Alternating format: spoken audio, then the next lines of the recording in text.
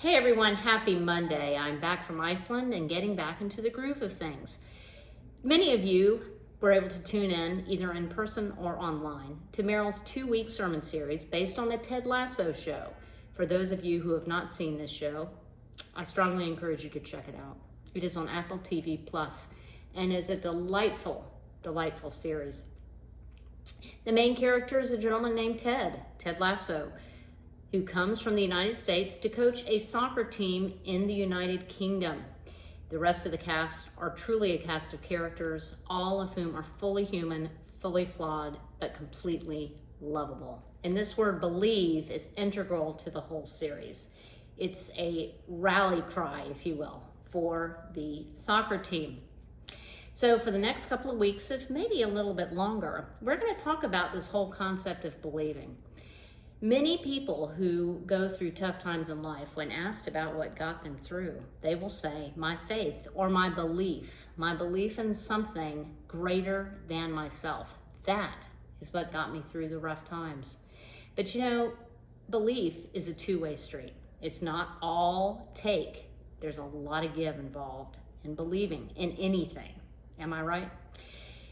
There's a verse today from the lectionary that's from the book of Romans, starting with chapter 6. And the words in these verses really speak to the heart of believing. So I think it's a great launch pad for this small video series that we are starting today on Believe. Our old way of life was nailed to the cross with Christ, a decisive end to that sin-miserable life, no longer captive to sin's demands. What we believe is this: if we get included in Christ's sin-conquering death, we also get included in his life-saving resurrection. We know that when Jesus was raised from the dead, it was a signal of the end of death as the end. Never again will death have the last word. When Jesus died, he took sin down with him. But alive, he brings God down to us. From now on, think of it this way. Sin speaks a dead language that means nothing to you. God speaks your mother tongue, and you hang on every word. You are dead to sin and alive to God. That's what Jesus did.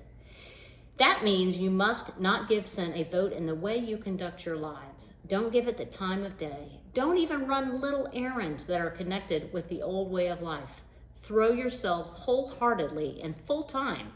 Remember, you've been raised from the dead into God's way of doing things. God's way of doing things. Sin can't tell you how to live.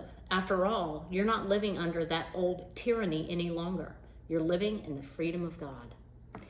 Next couple of weeks, maybe longer, we're going to dive into God's way of doing things. God's way of treating others, God's way of loving you, and that translates into how we love ourselves and love others. So I look forward to going deep into Believe. And if you haven't watched Ted Lasso, tune in.